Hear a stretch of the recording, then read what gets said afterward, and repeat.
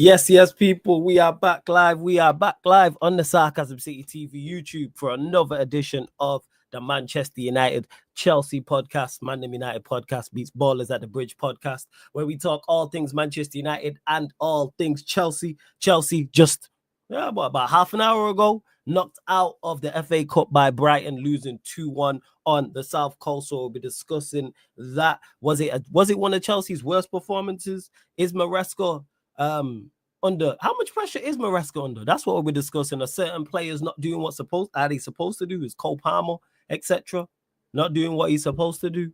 Why is my shit froze? What's going on? Am I still right? I'm back, people. Yeah. I don't know what happened there. But yes, as I was saying, is Enzo Maresca under pressure? Who is he most to blame today? Is Cole Palmer not doing what he's supposed to do? Or other Chelsea top players, not Chelsea's top players, not doing what they're supposed to do? Or are the fans overreacting? Right? Is it just a bad defeat to a decent Brighton side with some good players? On the Manchester United side of things, yesterday got past Leicester City, uninspiring. Ponzi scheme FC back again. But hey, man, we got through. But before I continue, make sure you run up the likes on the video. Whether you're watching this live right now or watching this back after, hit the like button on the video. Please make sure you share this out across all of the socials as well. That's be flawless at Sarcasm City TV on Twitter and X. Retweet and like from Twitter. Make sure you share from the Instagram. And just as important, subscribe to the channel Sarcasm City TV and hit the notification bell as well. And please keep all your comments, all your questions, Manchester United or Chelsea related people. Let me bring in one of the gang in the building. Let's see what he's got to say. Ahmed is in the cut. Yes, Ahmed, what are you saying, man? What's going on? I'm doing good, man. Hope you do well. Hope you're all having a wonderful day today. Yeah, man. All bless, man. So let's get to it, because I only had half an eye on your game because I was watching the Madrid derby. So we'll start there, man, with the loss away at Brighton in the FA Cup, because obviously that was a competition I know you lot was targeting. Of course, I've spoke to you about it. I know for Chelsea fans as well. Floor's yours, man. You know, honestly, I think from a performance perspective, it was probably one of our worst performances. I feel like we didn't really live up to the level that we should have been at in general. I feel like the connection, for example, between Palmer wasn't that great. I think one of the weird things that we had, particularly in that first half, was the fact that, you know, our wingers, particularly Neto, would basically put the ball into the box, but there's no one home. So, like, you know what I mean? We're passing to, again, as I always say, man, you know, I think we've said this for quite a few times in like the last 9 games, essentially. We're passing like to the ghost of Drogba. You know what I mean? Like, there's no one there. You know what I mean? And like, we're doing that quite a bit for the first half. I think Neto was a lot more explosive in that first half in terms of doing that sort of thing. And then in the second half, you know, we had the opposite effect. It was like black and yellow, bro. And the other half, yeah, bro, when we were getting guys that were in the box, we're not putting anything in there. So we were literally having opposite effects that were carrying in that game in general. And I think, again, I look at a lot of our players today did not show up. You know, the whole team performance was poor.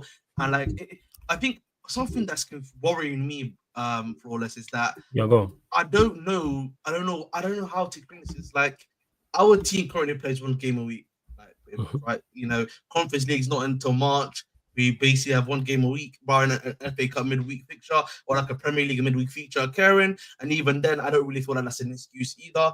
But, you know, they're getting 7 days, bro. They're getting 8 days a week, bro, to rest and relax, right? Like, but for the last 9 games, essentially, like, it's been a continuous thing of like where they don't press like they used to. It feels like our players play this slow, lethargic. So, but it's like, I know this is not under our previous manager, under Pochettino, where these guys are doing intensive, heavy training, right, throughout the week, because this is not what Maresca does. So, and then I ask myself, what is it then, right? Because I don't want to say it's a mental thing, because if I start saying it's a mental thing, then it's like, I have to start questioning. Well, then it's uncomfortable conversations. Then it starts becoming uncomfortable conversations, right? Like. And so for me personally, you know, I just look at that and I'm trying to figure out why this is occurring. I don't think it's a thing of either like Maresca's tactics have even been found out. So you don't think it's a tactical thing? I genuinely don't think it's just. Okay, I think I'm just asking. It's because I think it's a good question to ask, right? Is it like he's tactically inept? Is it like a thing of like, on last season when we had for example, like did his tactics get found out? Like it's not like that, bro. It's just that I feel like the players' performances are just poor. So you're pointing more so on the players. It really feels, yeah. And like but I don't know if it's like the players and the managers are falling out. Is it the players themselves? What's up with the players? And like I think for me, obviously, in this game, we were missing a number 9, right? Because Jackson's out, he's out, even the academy striker's out. So you basically have to play. So you have to play Nkunku up top. Right. Yeah, and like again, that's something that he's spoken about before. I've spoken about before. Surf has been here before. Nkunku's not number 9, bro. Yeah. Performance today again was very poor in general, so I don't even need to get into that. Like we know that already. But then I look at this and I'm like, letting go of a João Felix, was that a necessary thing that needed to happen? You reckon you should have kept João Felix? Because I look at the bench because like I don't know if you have a look at our bench, Flawless, right? I'll have a look. And big up to everyone in the chat. I see you lot as well. King Kelvin saying hate my life. TJ saying this will be good. LOL. The Chelsea Warrior J not happy says done out. Lost to a Brighton team that lost 7-0 last game. He is not happy at all. Just saying at least Chelsea can focus on top 4 in Conference League, like Maresca said. And Goldcell said death row contracts for average players. So it's definitely Chelsea lot not happy, and obviously people trolling as always. So your bench: Enzo, Madueke, Tyreek George, Colwell, Jorgensen, Josh, is it Achempong? Yeah. Youngsters, is that Aaron Anselmino? What is it? Anselmino? Aaron Anselmino. Anselmino. You got Mateus. Mattis, I should say. And then you got youngsters. Yeah, I'm just gonna say. But I look at that and Samuel Smith. Go on. But like you see the point I'm trying to make, right? Like really, like who's gonna be on there? You know what I mean? Like and then we lose a guy like João Felix, who at least had chemistry with like someone like a Cole Palmer, and he can at least play that 9 role as a number 9, actually, not even like a false 9, can play that as a 9, right? And this is like a big problem for me. Like you lose a guy like Felix, you don't bring in anyone else in, right? And then like Palmer. I've said this before to you, bro. He's been like Bruno Fernandes for us, right? In the sense that when prime Bruno, right, where he'd be giving the goals and assists, but from a performance perspective, bro, he's like giving you like a number 3, number 2. Today probably was like one of his worst performances in a Chelsea shirt ever. Yes, bro. Like that's how bad it was. And it's like I come back to this again. It's like what is going on? Right, what is going on in this last game? It can't be a thing of like, because we've been losing so many games, right? Stuff has happened. We've won games now, bro. We won against West Ham, even though the West Ham performance, the first half was shambolic at best. So it's just in general, man. The performance is unacceptable. Everything that's happened is unacceptable. And then the worry for me is like, I don't know what happens next, man. I don't know what happens next because it's like that. Because for me, I look at this performance and like my hot take actually is that if Jackson was playing this game, for example, nothing would have changed, bro. Oh, so you don't think it's a Jackson because you mentioned about João Felix? Well, Jackson has been so poor. Because of Jackson's form, right. Okay. So poor and everything like that. And even like again, the way we play, crosses into the box, Jackson's not a crossing guy. The thing about Sancho, I'll speak about Sancho for you. Big up to my boy, right? That when it comes to Sancho, it's a complicated problem, right? Because he will have good moments, he will have bright sparks where he's doing the playmaking and stuff. But again, the wingers that we've got, barring Madueke, I said this before, Neto, Sancho, right? These guys are playmakers. I've said this before, right? They need to stay wide.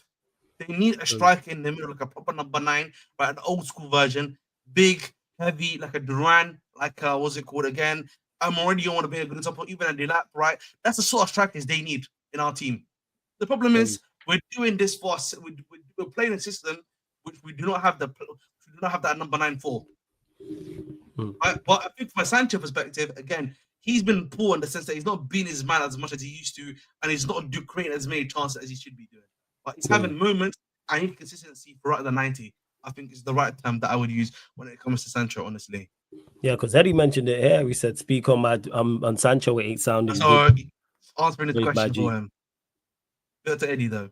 Big up to Eddie. Is that what it is? Is it? Yeah. Go on. It's just genuinely again. He's not being consistent enough throughout the 90, bro. That's what it is. And then he doesn't really like to shoot as much on the left hand side. Same with the right hand side, right? Neto's not shooting as much, and because of that. and because they're more assist typed, they're like old school wingers. Yes, It's a problem. It's a problem for you, right? If you don't have that number 9 that's going to do that stuff for you on a consistent basis. no, that's fair. That's very fair. Hey, you lot continue to run up the lights, continue to get questions inside. Is adding to what you're saying here, saying question Ahmed, Sancho needs to do way more on the left wing. He's not taking on any man. Palmer playing very bad and trying Hollywood passes every time. That's true. That is definitely true. The second point is very true. I agree with everything you say about Palmer. I think LFC side, I think you probably agree with what I was saying in the sense that literally he's not being consistent enough throughout the 90. He's not taking on his man. He's not beating them consistently. He's not creating chances consistently. But like I always come back to, he can create all the chances he wants, but if there's no one in the box for him to then put the ball into, we're creating chances for who? For ghosts, dead bodies. Who creating it for? No, but that's the best way to put it. A big up Surfer in the cut as well. Let me switch this around. Yes, Surfer, what are you saying, man? Bless first and foremost. Bless. Go on, I'm carry on, and then we'll get to Surfer's comments. Get Surfer's thoughts, on the game. But go on, carry on. Yeah, I was just saying again, like I think of Sancho, I think LFC is correct in the sense that he's not consistent enough throughout the 90. That's my issue with him. I need you to be on top of your game throughout the 90 in terms of what you need to do, in terms of creating chances, in terms of being consistent. That's what he's got to do. I think for me again though, I think the striker thing is not helping out our wingers in some sense, in my opinion, at the end of the day as well. Like if I'm trying to be a bit more forgiving to them. But the second thing about Palmer is correct. I've said this before. I think Palmer has been, again, in the last few games, he's been getting the goals, right? He's been getting the goals. But the problem is, from a performance perspective, he has been very, very poor. That's what's been happening. And today, he had probably one of his worst performances in a Chelsea shirt, right? And that's already in a team that performed extremely bad already, in my personal opinion, too. No, first. Surfer, what are you saying, man? Thoughts on the game against Brighton? Yeah, disgusting performance by the players, man. Well, was it that bad? Obviously, because I didn't watch your game in full because I had one eye on it because I was watching the Madrid derby. So that seems to be the general consensus that I'm getting that's on the players because Ahmed said that as well. But go on. Yeah, I don't know what Maresca could have done today, man. Maybe take Gusto off a bit earlier because, but like Cole Palmer gave his best Bruno Fernandes impression today. You know what I mean? Wasteful passing and then holding his arms out like that, like Bruno does. Ahmed's right about the wingers, man. We don't have a number 9 on it. Do you know what I mean? Their young careers, their best performances have been with number 9. Neto, Jimenez, Sancho with Haaland, stuff like that. You know what I mean? It's just there's no one there. So you're asking them to dribble, but no one was there today. Both Nkunku and Palmer don't want to be the number 9. That's understandable, but just nothing, and like very slow play, build up. The over the top ball was working a few times in that first half, and then we stopped doing it. Maybe because Brighton got onto it, but yeah, just overall, just a poor performance from Chelsea overall. And Maresca tried to change it, brought Enzo on, took both wings, brought on, but that was it. And all goes back, all goes back to the transfer window and not improving when we had the chance to improve on the squad. But now it's going to be like probably more of this, very inconsistent. 1 week, 1 game win, 1 game draw, loss, and then out like that. So yeah, very disappointing, man. Because obviously you want to win cups and stuff like that, but of course, out of a whimper. Nothing much more to say apart from that. There's no need to say one player played worse than any others because they were all rubbish. Even the ones that came on. Do you know what I mean? I mean, none of them had away game. Couldn't even beat He got pocketed by a right-footed left back, and he was only on for 20 minutes. So it was like, it's one of those. But don't worry. It's there's always we got the deals in the summer to look forward to. So this season doesn't matter to these sporting directors. You know what I mean? You reckon they draw off this season? They're in second already, man. No. They're looking for. No, I'm saying they're done for the season. They're looking forward to the summer now with the summer deals we got lined up. You know, who cares about this season? You know, with them. You know what I mean, so you know, they've really helped their young fledgling coach out, haven't they? So, I mean, they've really helped him in terms of, you know, an actual number 9, you know, and just their whole recruitment to begin with. They've actually really helped him, you know. So much so that there was some guy who had 68 on the bench, and I don't even know who that is. You know what I mean? There was no striker on the bench today because both of them were injured. Yeah, so you know, we're all good. No, I just think for me, before you I want to ask this question to Safa because this is something that I've been trying to wrap my brain for, yeah. Because it's been happening for the last 9 games where I just don't understand this lethargy, bro. Because it's the one. It's not been the last 9 games. It's not been the last 9 games. No, because there's been the last 9. I'm honing on them specifically because those are the games you've pretty much drawn and lost, right? Barring that 2 wins. The last 9 games. That's not been it whatsoever. There has been, bro. I'm talking about our press. From a pressing perspective, there have been times where we've not been. It has been like a effort wise, right? I'm not talking about obviously they're playing lethargically. I'm talking about from like an effort perspective in terms of like the way we press. It's not been as it used to be. I'd probably say beforehand. I just want to ask you why you think that is, because I don't think it's a physical thing, by the way. It's only been City in this game. The last presses, you know, pressed on Monday, press against Wolves, press against Palace, press against Ipswich, press against Fulham, against Bournemouth. It's just been these last 2 away games. That has been it. It was just down to, it was just poor performance. The whole team's poor today. It's not, you know, it's not the other games. Most of the other games, it's been about finishing. That's been our Achilles heel.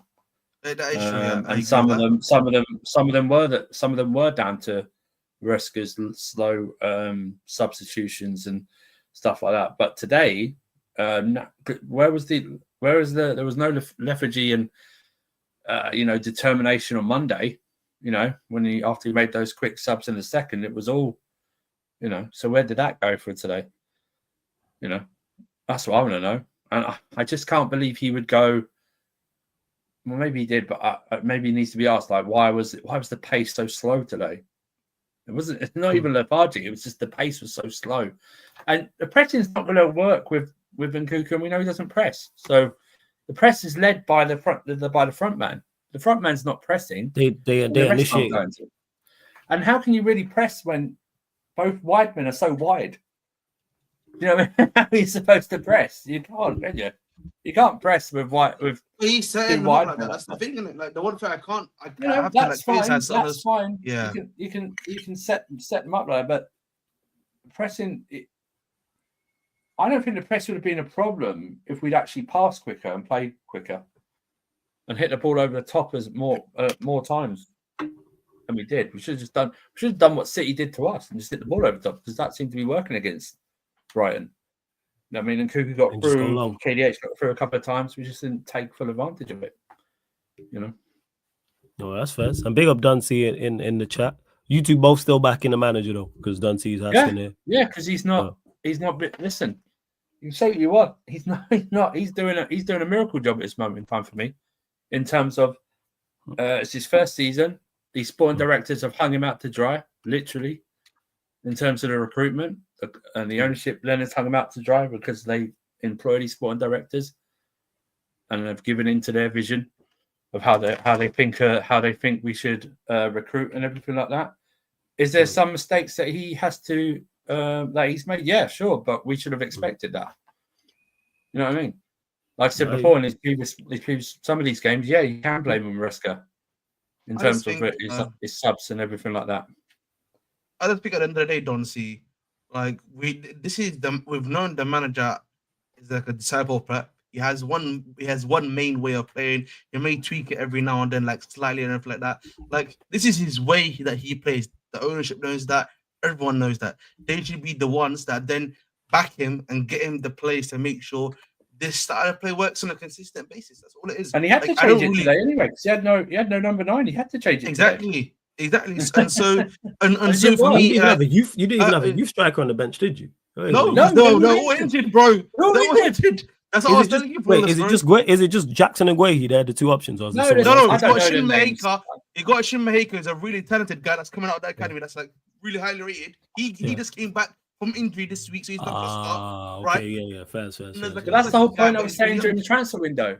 Yes. We should have got someone in, even if it's just on a loan deal.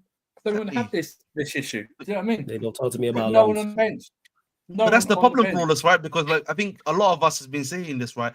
In the transfer window, everyone, like, we were saying, okay, listen, at the end of the day, recalling a midfield and a centre back for a short term thing is fine, right? But from a striker perspective, we had to get someone in because Jackson was in poor form, right? And then there was also the other thing of like even the way we are playing right now, right? We need a different type of striker to make that more viable. Remember, we're putting in crosses into the box. That's not really a Jackson type of thing for him to be getting his head onto crosses, right? That's what we've been asking for, and all they've really done this transfer window is bringing a young lad that's probably going that they've already confirmed is going to Strasbourg next season, and Chalobah. Oh, that's fair. Yeah. That is fully fair. You lot continue to get the questions in. Just under 60 of you lot in the building. Continue to run up the like. So ask Yusuf for now. You hear Eddie mentioned this earlier, and Ahmed already spoke on it before you. But he says, "Speak on Sancho. It ain't sounding good, my G." Well, Sancho's fine. So he's doing the stuff you're asking him to do, but he's been asked. He's doing the stuff he's been asked to do. Yeah, he's been to me. He's too wide. For me, he's too wide. But he's been asked to do it. Maybe you can have a go at Maresca for asking him to do it. That's fine. But he's been asked to do what he needed to do.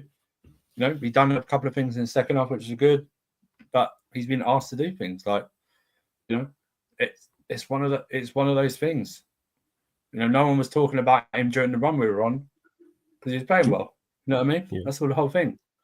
Like all this now we're going, oh, these players need experience. Well, they needed experience when they were going through that good run. And every player on this pitch is experienced enough. Do you know what I mean? It's just the whole team's off collectively. Everybody's just not at it. Just not at it, yeah. Or they're inconsistent, as they should be. A young coach and a young team is inconsistent. And that's what it is. We're inconsistent through most of the first half of the season.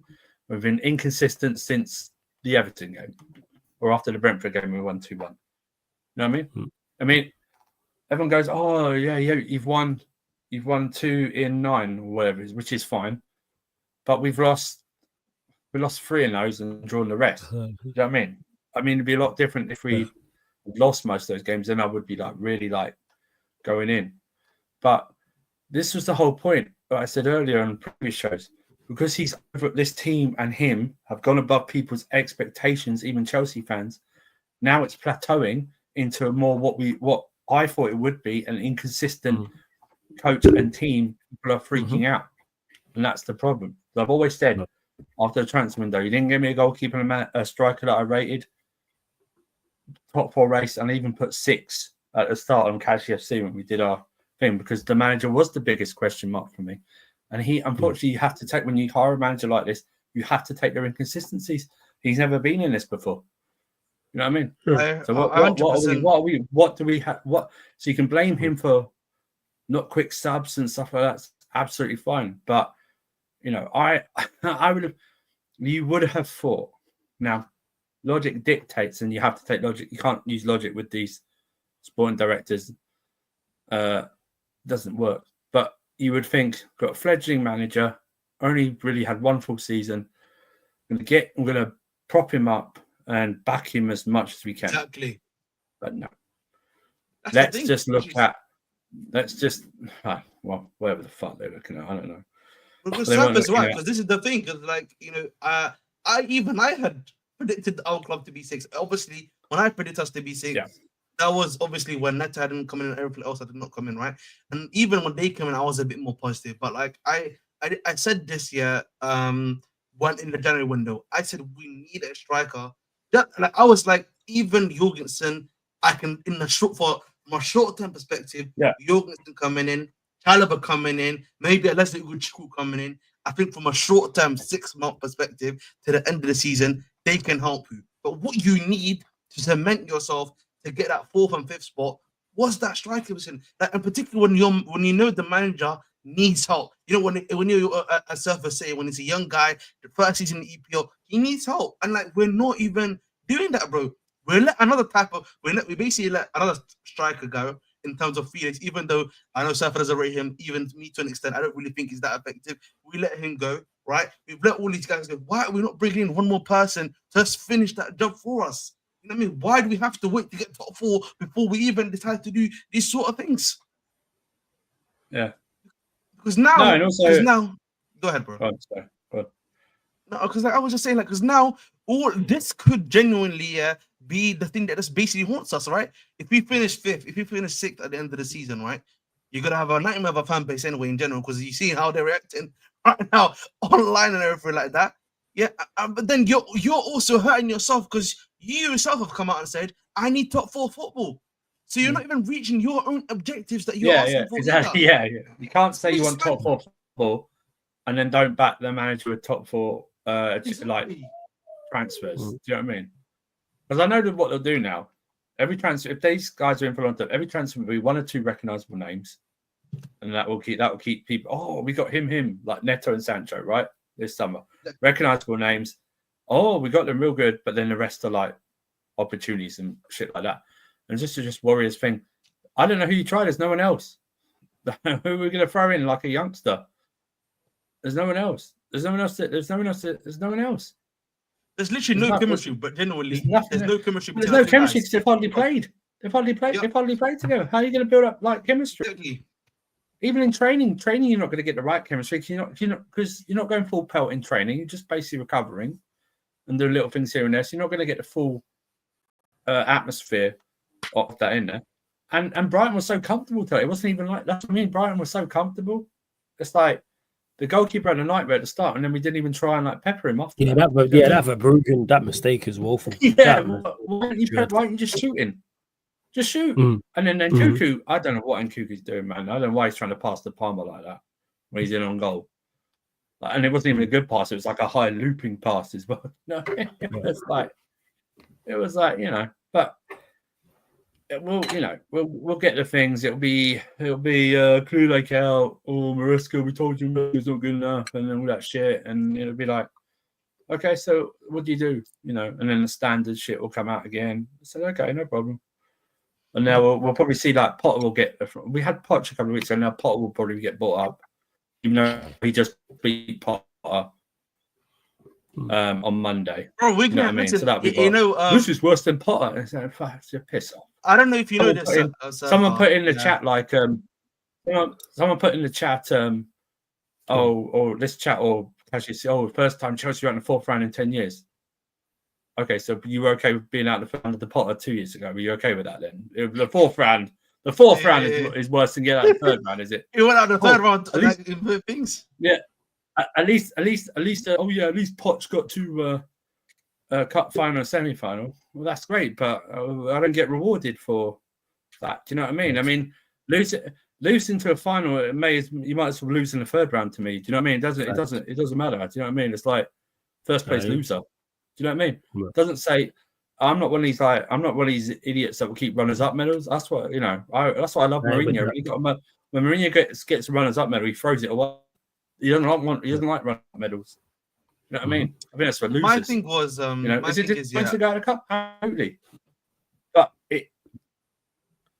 I think what he needs to do now, I think he needs to have some type of like town hall thing with the squad and go. Basically, he's got to create a siege mentality of himself and the players and the fans against those above. He's got to separate himself from those above, and he's got to have a siege mentality. This is what they didn't back us. They didn't back us, and they're going to throw us under the bus. So let's do one and then let's throw them under the bus. He's got to create a siege mentality with this young squad. Because now there's only there's the league and there's the Conference League. That's it now this season to focus on. And the Conference League you should walk through, even if you're not playing well. You should still walk through. So the league and the best bounce back is to go back to Brighton and beat them on Friday, no matter how you do it. Scrappy win. You play Brighton again. Yeah. I just think for me, I don't like this now revisionism because, like, I was getting this in my chat when we were losing when the second goal came in. Like, we're getting like, oh, Poch would have happened in the Poch, and it's like, guys, we know what would be happening on the Poch. Half the squad wouldn't even be here on the Poch, bro. Like half academy kids on the Poch in this for this part of the season. Which is what happened last season. It's like we can, and like I saw someone said, like, for example, oh, what's the difference between Poch's play and this style of play? And I'm like, come on, guys, we can't be this meat-headed, like, right? We can surely see there's a completely different way that we are playing to the way we were playing last season. Let's go back and look, you should say to me, yeah, you're right. Let's go back into Poch and be 10th until week 36 in the league. Yeah, let's do that. Let's do that. Right? Let's do that. Generally, it's because, like, for me, it's like I feel like people seem to forget Poch did not even change the way he played until the final 5 games of the season. Why did he decide then I'm going to change my style of play after playing 39 minus, is it 38? So it's like 39 minus 5, 34 games of playing that style of play. Why was he doing it then? I would just say this. What happened is this. It's very simple. The mindset is very simple. Maresca and his team overperformed what you expected.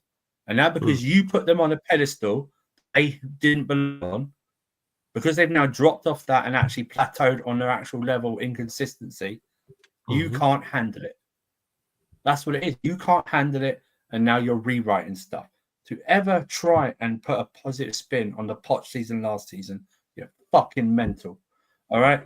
Go look at yourself in the mirror and then smash your head through it because you're an idiot. All right? That's what you are. You're an idiot. You deserve 7 years bad luck. That's what you do. All right? You're an idiot. Love sunshine every time. Yeah. Love sunshine. This is Maresca and Jackson's absence. Sometimes I think you need to play some games without players to realize how important they are. Off the ball, his pressing is always very good, and on the ball, he's a threat always. We started very good, controlled, and created some chances. The second half, more or less, happened the same. If there is something good after a defeat, it's now we can be focused on the Premier League and Conference League. Go to you first on that, sir, for thoughts on Maresca's comments. No, listen, I don't want to hear like the last bit about concentrating on the Premier League and Conference League. There's nothing good to take out of this, like dropping out and stuff like that. But he was right about but the problem is about like, yeah, we missed what Jackson does, but Jackson needs help as well. Do you know what I mean? He's playing, you know what I mean? It's like we don't need someone to come in. Us. Yeah, exactly. It's from what he might have made a couple of extra runs, or maybe he might have finished that in Cuckoo a chance of maybe. I have to put maybe because he's not in good form. Do you know what I mean? I doubt he would do that pass that Cuckoo did today. And by the way, it wasn't even like it was on Cuckoo's left foot. That was on his right foot, to finish today. And it was like, but yeah, no, he was missed, but it wasn't like, oh my God, he's in such good form. We missed him that much. But it's one of those things. What are you saying, Ahmed? I just don't. I feel like saying that in comment, bro. You're just gonna just make yourself on some level lose favor. You know what I mean? The fan base. There's no need to say the last comment, bro. You could have just kept it pushing, just like, yeah. Jackson's important to us. Yeah. You saw how it goes. But like that last point was this. You don't even need to say that at all, bro. You know what you could have done? You know what you could have said? Yeah, okay, yeah. The thing I need from this is now our players to respond in the Premier League and the Conference League. That's what exactly. That's all you had to say. I need to see a response now. Now we're out of the cup. I need to see a response because that wasn't good enough. You don't have to throw your players under the bus. You just need to say that performance was good enough. Yeah, we need to do better. We should have played better. Now we've got to come back in Friday, ruin Brighton's Valentine's Day, and then take 3 points and then move. That's what we need to do. Because all you do now, bro. It's like just generally that. All you do now of that in comment, is just rattle people even further who are not happy. Genuinely, that's all you do, man. And that's what's gonna happen. Like generally speaking, like how I'll give you an example. Yeah, like how yesterday United, for example. Yeah, I think your manager meant. I think it was either like a joke or I think he may have meant it seriously about like Y Scout. right? Oh yeah, it was a joke. But you know, people don't care for context No, because I see that. Yeah, the you're point right. I'm trying to make, right, is Yeah, that makes you look a little bit inept, right, and it yeah, doesn't put you in a good look, right? This does right, not put you in a good look either, bro. right. He could have stopped that. We missed Jackson. That's all he could have just said, and like the other stuff you're saying. There's no need to add that, extra stuff because all that does, is make you look worse already, right? It just docks further points off of you at the end of the day, which does not help you at all. Yeah. And on that comment, because Ahmed just mentioned it before we get back to Chelsea, because I seen it all over the socials, and then I seen the video. Man smiling as he says, it's the United are the worst team ever. This is the worst team ever. And everyone went mad, and then you watch it in context, and you're like, all right, it makes sense. And what he's saying isn't wrong in regards to the United one, and in regards to Y Scout. But again, people got to get their tweets and quote tweets off and likes and clicks and everything like that when there's so much to criticize because we weren't good. That's the craziest part. We put in a performance like that against Leicester, and people are talking about what the manager said rather than what the manager did, rather than the terrible lineup he put up, or rather than the terrible performance we put in particular the first half. But hey, that's people for you. Go on, fam. Because the thing, I think though, I think there is a worry for me in the sense of like my worry is that if Jackson is not available for Friday, right? Because like he was literally just out of the squad as it is right now. We don't know if he's going to be fit enough again for us on Friday. But and then Gui is looking like he's out for at least a little bit. Is that long term? I don't know if it's long term because like we're hearing conflicting reports of Gui. They're like, oh, we're trying to wait and see what happens with him. Some are saying it's long term. With Jackson, he was like, he's not going to be ready. He's out for this game. He may be ready for the Brighton game. That's what I think I've heard, if I'm not mistaken. And like, if he's not even available for the Brighton game, again, you're strikerless again. You know what I mean? We're going to be pretty much playing the same team, right? Barring obviously, maybe you got to reach James back because he's going to be back fit enough, and then like maybe a goalkeeping change, right? And even today, Brian Tancher does best. I don't think he did that much of a. I don't think he was even that much of a hindrance compared to what he's his usual stuff. But in general, you can have Jorgensen there and reach James back. If you basically do the same thing you're doing in this game, not much is going to change again, right? Maybe you get a lucky draw or something like that, but it's not really gonna, it's not the story is not gonna necessarily change. The only thing that can really change that story is the players come back there with a bit more vim, and a bit more energy to do something. Because otherwise, we're probably getting a similar scoreline again. Yeah, well, that's fair enough. A big up to Sheik in the cut says big up Flawless Surfer and Ahmed as well. Yeah, big up Sheik. You lot make sure you subscribe to Sheik TV. Make sure you subscribe to the Bridge Nation as well. Links underneath in the description. Continue to get your questions in as well, people. Continue to get your questions in. Ed says, you think Nkunku's decision making today was down to a lack of confidence, or does he just no longer want to be there? Or is it something else? Go to you, I think it's a lack of confidence thing. I just don't think. I think the problem is, bro, he's allergic to the number 9 position. Palmer's allergic to the number 9 position. What it comes down to, bro, is like we've seen this already in previous games. Like he's just not a number 9. That's the problem. Like there's like I think there's like a lot of times in the first half where rather than it was Palmer, it would be him who would come down to where the 6 would probably be and start the attack. So I think the issue is he's just not a number 9. And Palmer's not a number 9 either, right? And then that's the issue. You're just playing with a guy that's not really like a number 9, and he's not really working as well as a false 9 either, honestly. That's fair. Are you saying in regards to this Surfer? And you might carry on back in one sec. No problem, bro. Yeah, it's not number 9. Maybe it. I don't know.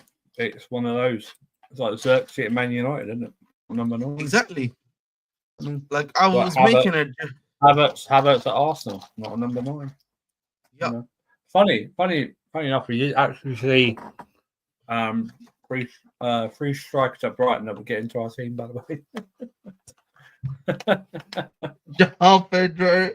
Oh, I forgot who that other guy is. Rutter, what his name is. Virginia Rutter, yeah. Welbeck, yeah, they would get into our team, by the way. Just saying.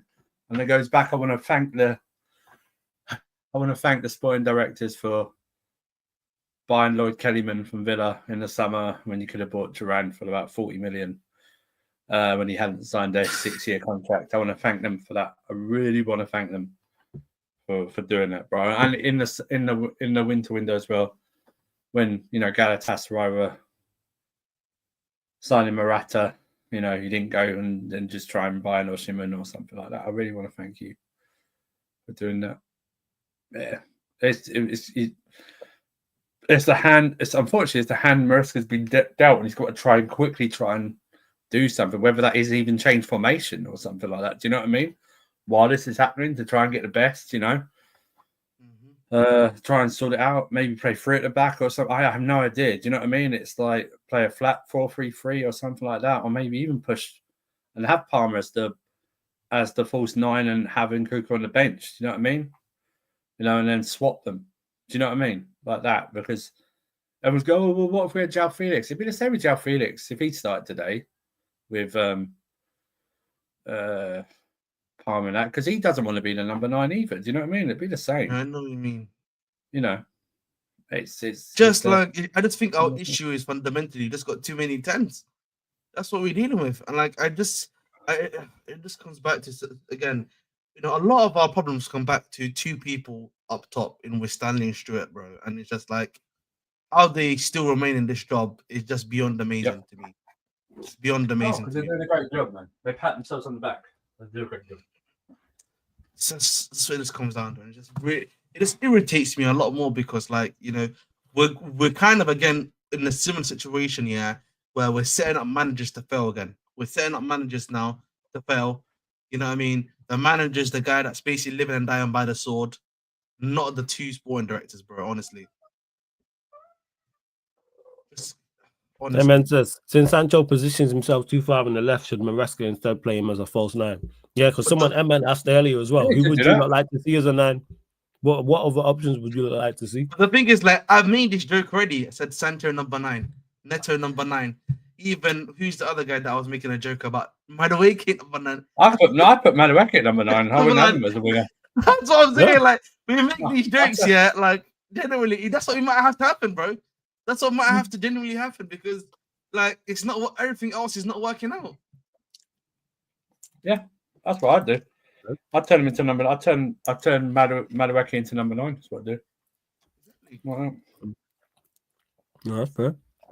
Let's see what else you lot are saying as well. It is, man. It's just right now, man. It's just tiring. That's why I say, it's just I just feel tired about this stuff. You know what I mean?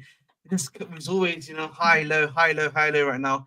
You just want some level of consistency. I think where it is. And of course, you're not gonna get that when you've got these young guys, for example, right? That they're probably gonna have high and low moments as well. And then you're not helping the manager with getting some 1 or 2 key guys to help at least bring consistency to the team, to at least get you your minimum objectives at the very least, which I've repeated quite a few times already.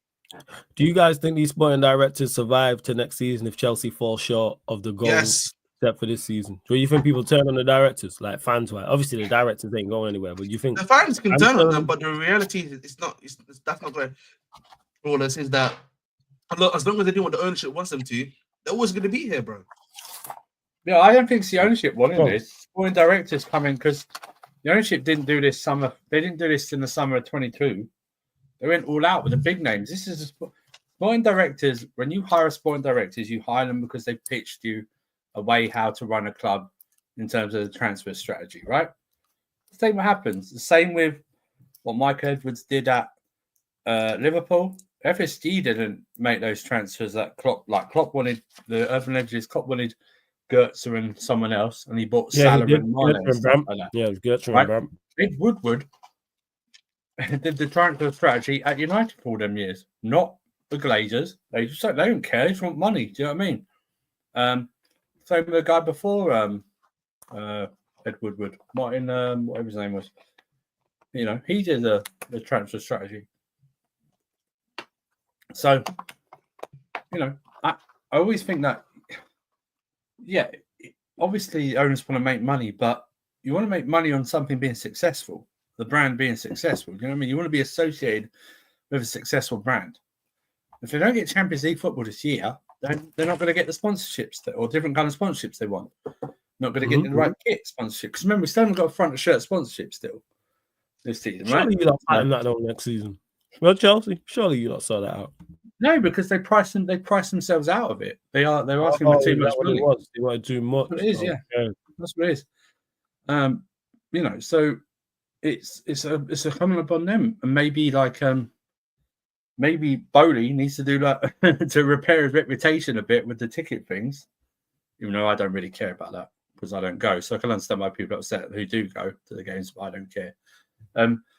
Maybe he should do like some type of internal hostile takeover, Ahmed, and just bring a bit and just do that because he wants to. He will do part of this young recruitment thing, but he'll also buy, players. And why do you need? I keep saying this. I don't know why you need 2 sporting directors. I don't get that. Why do you need 2 sporting directors? Exactly. I don't get it, man. Either.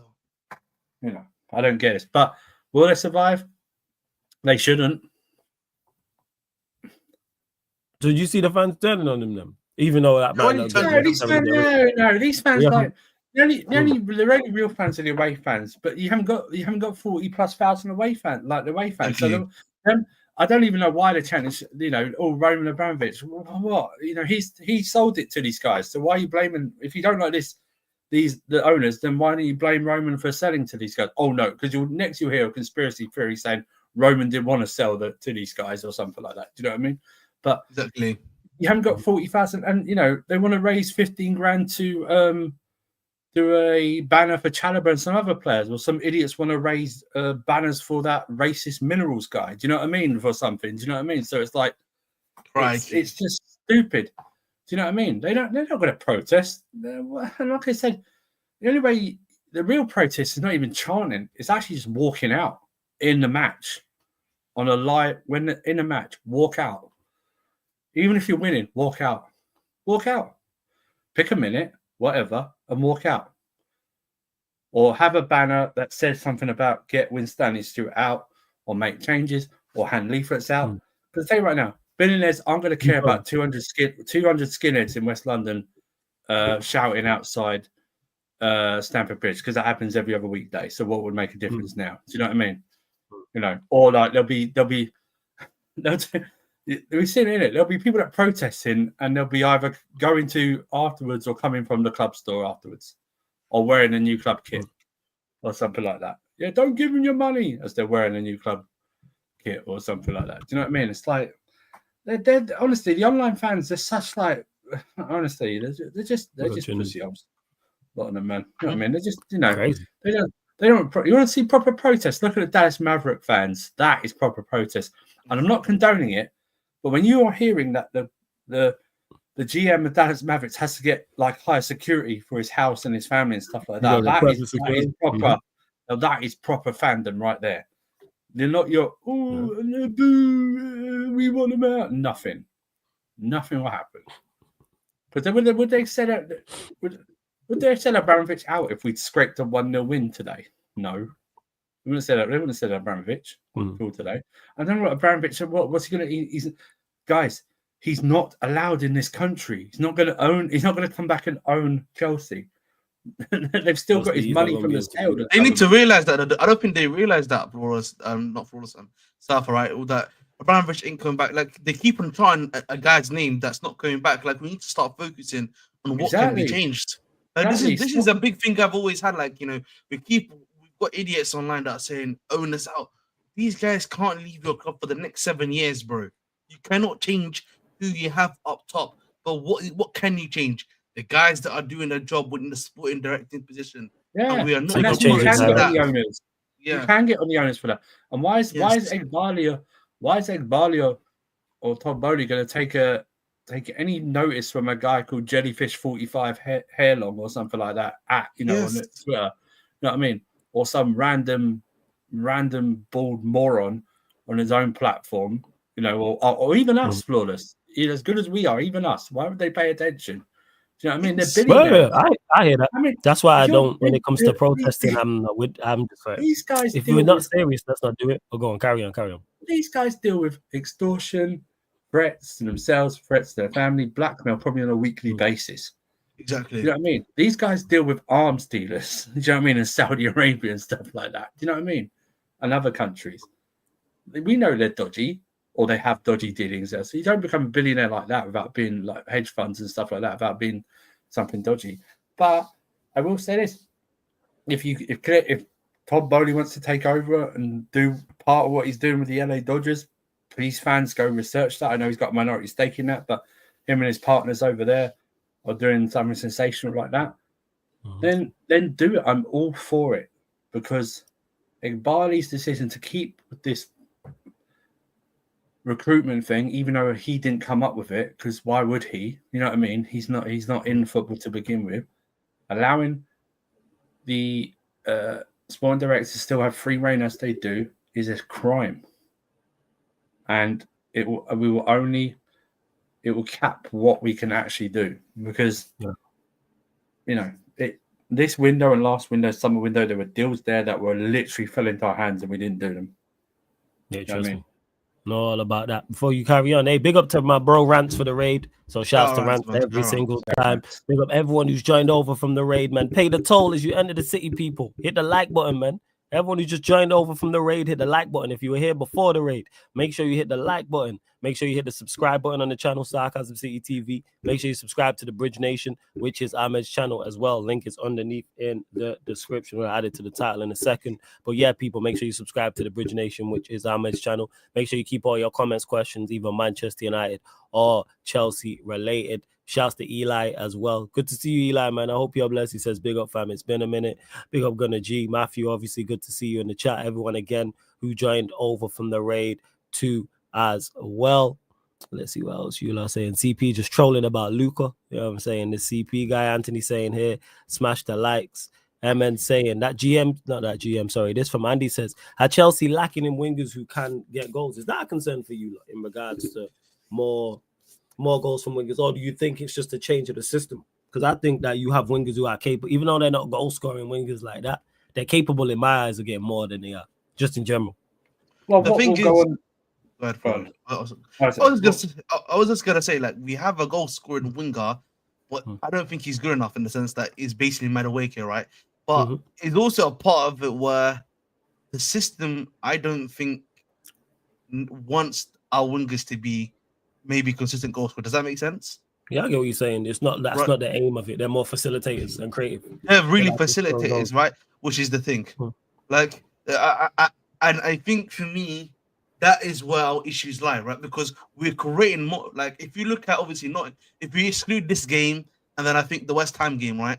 If you look at in general the chance creation and stuff we're doing, we're creating a lot of chances already.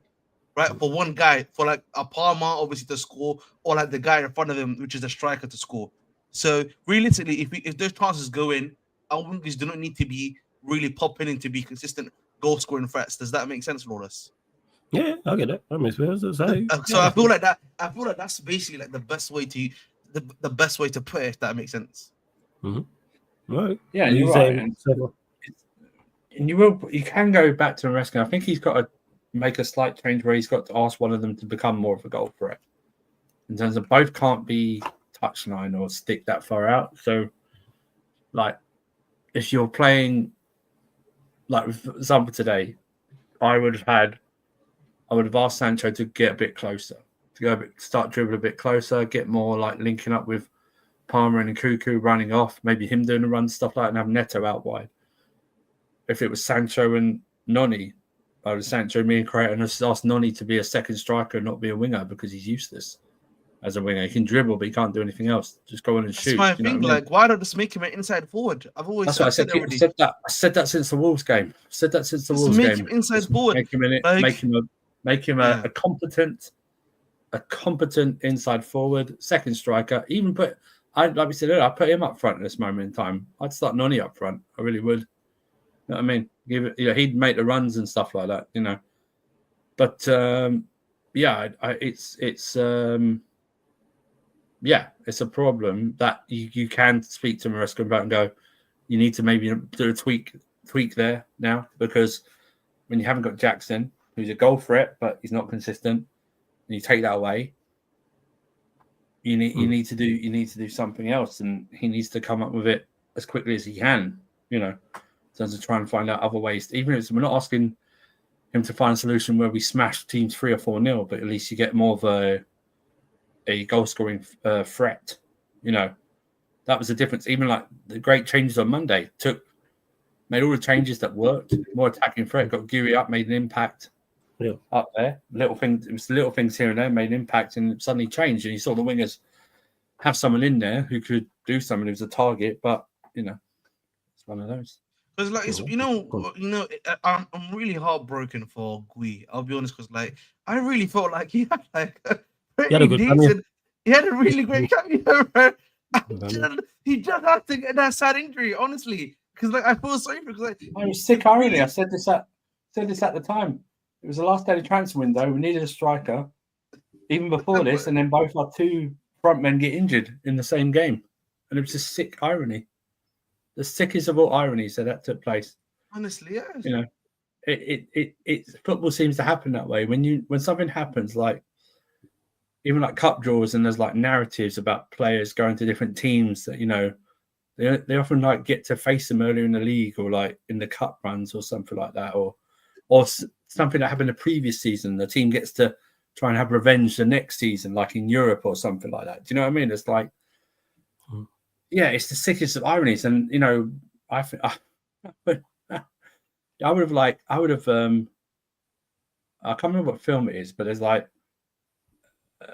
oh, that's it. You ever Remember the Titans, right? You remember watch that? I haven't watched it, but carry on. There's a moment in the game where, obviously it's a film about the South and stuff like that. And at a time, I say at a time there's racial tensions, like there isn't none, like there isn't any now. Do you know what I mean?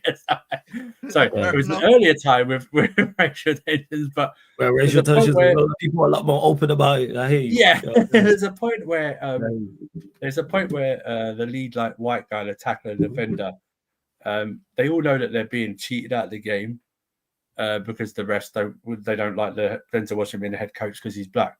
But he points at the opposing coach and like he's just like, you know, that's the turnaround and they're going to do things their way. When they got injured on Monday, I would have loved Maresca to walk out into the field and just point at the sporting directors, like you, like that. This is what you have done. Do you know what I mean? It wouldn't happen because it's just ridiculous. But I just want everyone should just be doing that. You like that. And CP put it right in the chat earlier when he talked about the protest is that the Mavs don't want the owners out; they want the GM out, who's running the team. Yeah. You know what I mean? You know what I mean? That's what you can do, and that's what you can do. You don't have to be violent about it. I think some of the like threats to the families obviously over. You can't do that. It's just start doing the protest. Don't talk about it. Start doing it. Even your favorite YouTubers who talk about doing stuff but never actually do it, have a go at them. That's what I love. All these like, oh yeah, we're big and stuff like that. It's just all the big YouTubers. They all talk a good game, do nothing about it whatsoever. Right. Don't even organize it or start speaking to people about organizing stuff or anything like that. Oh, we're in another country. What you can't communicate with other people to get it organized and stuff like that. Oh, we're gonna do this. We're gonna do that. Nah, you're not gonna do anything. Like, you know, you can start chanting Roman Abramovich, stuff like that. It's all good. Nothing's gonna change if you just sit there. You know, type of sense. And to Eli, yeah, we spoke on this just before you got here. Eli, both Ahmed and Surfer said Sancho is a false nine. They're with because they just want to see something different as well. And I said, where was it? There was something else I wanted to get to as well. Where was it? Jeez, I should have started. 1 second. Oh, here it was. This is one of them. Georgie 1-4, obviously. Leicester City fan says, fun fact, it took a players' meeting for Maresca to change his style from slow possession to play more offensive. That got Leicester over the line last season after bottling a 17-point lead. Thoughts on this? Because people are saying that similarities into Enzo Maresca's I think that's what I said already. Like, yeah, you do. He's cut from the same cloth as Pep, right? In the sense that he's like a friend of Pep. Like, these guys, they usually have their plan A, bro. It's just plan A. They rarely do a plan B. They may tweak every now and then 1 or 2 stuff to still make plan A work. But realistically, it's just plan A. They're not like a multifaceted manager. Like there's, you know, like how there's some managers where they don't really have like a set style of play. They have like the OG method, they have the OG plan, but it's always like they're willing to change. They're not like a Tuchel, right? Tuchel had his way, but he was also tactically astute. He was like, oh, let me do this, and that will make stuff happen. That makes sense, right? He's not that type of guy. Hey, what you say? Go on, Yeah. Sofa. I mean, it goes from game to game. Like Monday, I didn't think the possession was slow. Do you know what I mean? It was ramped up. It was fast. Even the first half, I didn't think possession was slow. So it goes from game to game. You know, I don't know why. You know, even with a slow possession today, the ball over the top worked. We should have just kept doing that. You know what I mean? Worked. Kept doing it, but we didn't do that. I don't think like it's just like our players, just in general. I think from a performance perspective, like obviously they were bad this game, game in the first half particularly were bad, right? There's been the other games which we've like kind of drawn and lost. They've, you know, it's been like one or two players, particularly like, or there be like a Jackson or something like that's been bad. Like, I think our player performances in general for every now and then has been kind of erratic as well, which is not, I think, helped Maresca's course either. That's fair enough. Yeah, I think that's a different style of play. The way we played and the results does coincide with a manager and players that are inconsistent, and that's what we're inconsistent. Like I wouldn't put it past like on Friday when we played Brighton. We play differently. You know, we like a totally different thing. Exactly. You know what I mean? There's a different approach to the game. Yeah, and then if we win playing that, it'll be why didn't we do that against last week in the cup? Because we're inconsistent, and the manager's inconsistent because he's inexperienced. You know? I think a big problem is like, and I think Surf is correct in saying this, right? Is that we're expecting consistency from a team of young players, right? That's a big thing, right? We need to realize the manager who's inexperienced as well and young. Exactly, yeah. And like, I feel like there's gonna be highs and lows, right? But the thing is, as long as you're, I hate to put it like this because this is probably how we're gonna look at it from now. Is that as long as you're realistically just in it to win it, that you're still in and around about the top four, somewhat competing because of this, yeah, because the squad rates have not really helped out the gaffer essentially. Then that's all you can really hope for right now. Genuinely speaking, I know it's not great, but shout out to Rants as well, man. Bigger Rants. Blessed for the raid, family. Appreciate it. Shout out to Rants. You know, if you know already, I know most of you probably are. Make sure you subscribe to Rants as well. Prince of Persia says, "Big up, Flawless. Good to catch another stream. Good to see you here, man." There's at least another big gun is out of the FA Cup. Good news for United. Definitely not good news. We could lose to anybody. All seriousness, our performance versus Leicester was abysmal. We looked out. Ponzi scheme FC, man. We scammed a win. Atrocious first half. Atrocious, terrible. And that, as bad as the players were, that falls on the manager because there's certain players who should not be out there. Simple as that. You know what you're getting with Bruno. You know what you're getting with Dalot at wing back. You know what you're getting with Højlund up top. This ain't your first game here or second game here or third game here, but you're still figuring it out and assessing everybody, etc. You now have enough evidence. There's a big enough sample size to see who can perform well, who's good enough and who's not, basically. And that's obvious. And I've been saying this. I'll continue to state this. Play youth players. I'll just carry on stating that. Like, that's where he should go. Like, if you don't have because I know he don't have the players that he wants in terms of from a quality perspective. I hear it. I don't rate these man either. Therefore, play youth players. Because when you've actually played youth players, they've done all right. It's only been a small sample size, but when Collie has played, he's done okay. Collie has played, he hasn't been bad whatsoever. He's not set the world alight, but he's of a profile, and we know systems reign supreme. We're talking here about Maresca in regards to how he plays at Chelsea. Systems. Know this, and it's about profiles as much as it's about names. Of course, you have to have the talent, but yeah, we managed to hopefully to manage the penny drops, and the manager starts just dropping certain players. Because when he talks, and that's what makes it worse. When he talks in press conferences, he says certain things, and I'm like, so you know. But then you continue to make the same mistakes. Don't mean the players get off scot-free. We were better in the second half. Should have been out of sight. Xerxes was very, very good. That's the best I've seen him play in the United shirt. Why he don't get a run, I don't know. He played in the 10. It may be something that he does going forward. Really, should he be playing as a 9? Yes, because he's the best 9 we have. So I don't know what that is. Garnacho was good. I'll give Garnacho his props. He had Justin on skates the entire half, which I've not seen Garnacho do that to anybody. Even though he still did some Garnacho stuff, the one where he dragged it into the side netting from why he's done that, I don't know. But one thing he's doing is hitting the byline and the left foot crossing, and that's from the manager. But manager got to pattern up. That's it. You know what I'm saying? AW says football goes in cycles. I feel like we might be nearing the end of the system era. I don't think so. I don't think we're ending in it. I don't think we're nearing the end of the system because you don't have enough.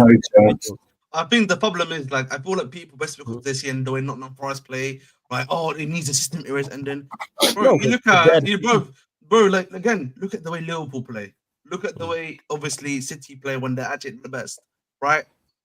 Real Madrid are probably gonna get in a manager like in Alonso who's gonna play a system, right? You're now gonna get. You see the way Barcelona play with a system, right? Teams play with systems, right? I don't think the system era is going anywhere anytime soon, particularly from like an academy perspective. The way these players are like trained and everything right now as well, they are trained to fit into cogs now. Yeah, that's what it is. Even there are less maverick that. The playing mavericks are becoming less and less in football, right? Than they were 10, 50 years ago. Even less with managers. Okay? Managers, why did Man United fans want Amorim? Because of his system at Sporting Lisbon. Exactly. His wing-back system at Sporting Lisbon. That was all that's talked about. By Man United fans, we're going to go to a wing, but you didn't even talk about how good was a manager. It was, we're going to go to, well, we know what system we're going to use. It's going to be wing-back. So we need to get this and this for Amorim to succeed.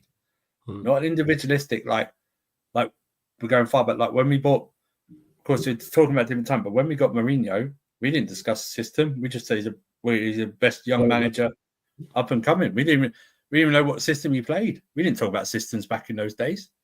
You know what I mean? It was like, how good are you? Do you know what I mean? Comes in with a diamond system, then goes to a 4-3-3 winging system and changed and made most of the Premier League managers change that system as well. Mourinho is the reason we play one. Mourinho is the reason Premier League teams now play one up front. Yeah, he came in and changed it. He was the first manager to be successful. Wenger didn't do it. Wenger changed the diets and stuff. Made him probably a better athlete. And Fergie didn't change to a one system until Mourinho came in. Yeah, because everyone is adapted because the world kind of like the footballing world kind of changed with that period where 4-3-3 or 4-2-3-1 became the thing. Success. Because guess what? If somebody's super successful playing 4-4-2, guess what everybody does? Starts playing 4-4-2 again. Same way with the back three, like when Conte won with the back three, you start seeing more teams in the Premier League play with the back three.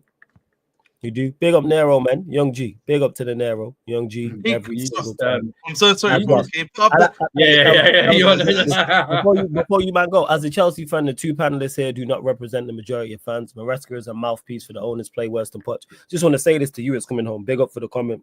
And to anyone watching, whether it's Ahmed and Surfer here, whether it's myself, whether it's whoever, like who's a fan of their club. We never claim here on Sarcasm City TV to represent the majority of fans.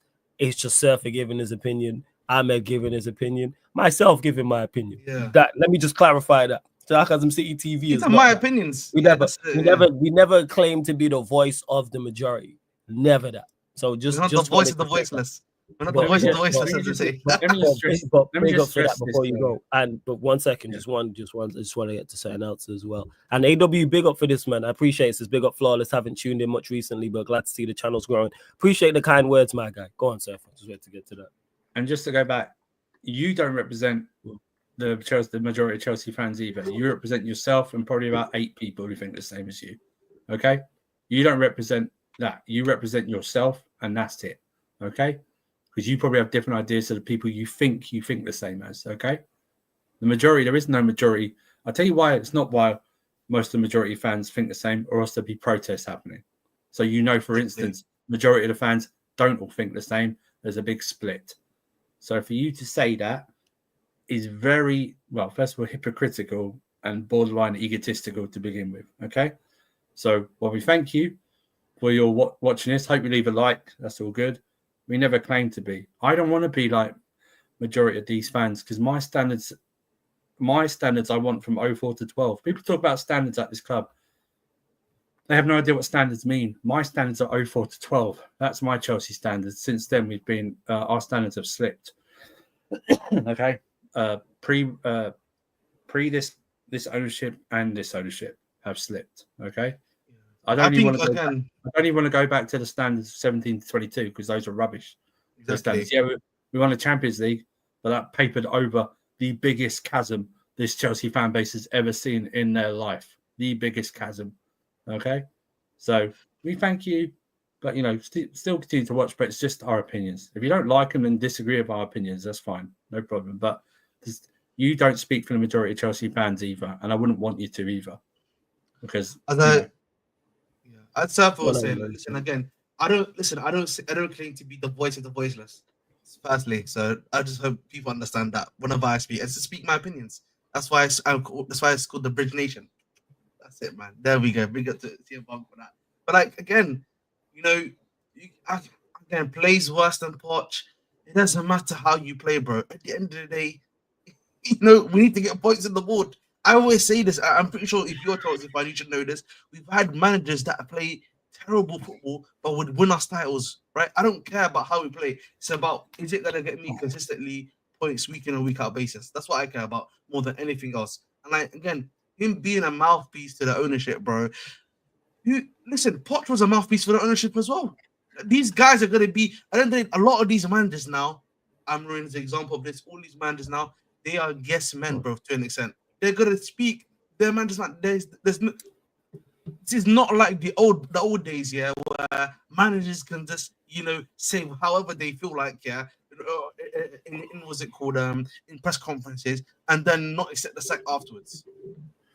I guess Pep Guardiola is a mouthpiece for Jake Mansour this season, right? Because he's obviously enjoyed this season for himself. And I didn't even notice that bit where he said play worse than Poch. That's how I know you're an idiot to begin with. To even say that, yeah.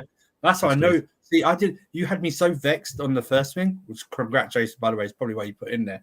That you actually put that in makes your IQ lower than a snake's belly, in my opinion, to bring up that actual thing. Do you know what I mean? You know where it's bro. Worse than Poch. Are you out of your mind? Worse than Poch. Worse than Poch. The last 5 games, yeah, I'm genuinely serious about Chelsea fans. The last 5 games has just genuinely confused people from forgetting the way we were playing for 34 games in the Premier League. Genuinely speaking. And I think for me, a big issue I've always had is that people seem to think, the last 5 games is how we were going to play for the rest of the next season. I won, flawless. I won. Hey, don't you lot. No personals, or you will be blocked. Keep it all, please. For those that are new here, you can disagree and poke holes in people's footballing arguments. Please, no personals. Please. But please again, thank you. I think it's coming home, yeah. Obviously, the second point is not nice and not great at all. But the first point, we already know that, bro. Like, I don't understand. It's coming home. Pochettino used to say stuff in press conferences, yeah, which we knew were bullshit because we could see what was happening on the pitch. Like Maresca, I know he doesn't want João Felix because he wasn't playing this, brother. We all knew this. Kind FC's comment. Perfectly. Kind FC's comment. Perfectly. Any of you might go speak a certain way about your bosses publicly, go try it. Of course, managers are going to show a unified front to the media. Look at Conte, by the way. Guys, remember Conte with Spurs? Right? Yeah, it was gone. The reason why he spoke the way he did is because he wanted to get out, bro. He literally was saying, "Get me out of here," because he doesn't. The Spurs guys weren't giving him what he wanted, and he was out the week after because of the way he spoke about them. Listen, I'm sure right now, Maresca will be like this. It'll be end of the summer if we cheese Champions League football and win the Conference League. I'm sure he'll then go. Maybe he'll get more and go. Okay. For the first season, I had to do this, and like internally, I had to do this, and this because, it's a new job. I was trying to find my feet and do like this. But now, after the summer transfer window, especially the January transfer window, I know we're bringing players back, but you need to back me properly because you can do this project flawless better, right? You can recruit better players at a young age, right? That are good enough, that have experience, because players start at a very young age. You know what I mean? So you can actually do it. Like, for instance, why didn't none of our clubs, and I'm not just Chelsea, why didn't Man United, Man City, how come no one of these clubs knew about Murillo from Forest, right? Or knew about the 2 Bournemouth defenders? Why didn't no one pick them up, huh? Are you talking about the one from Juventus? Is it Holson? Yeah.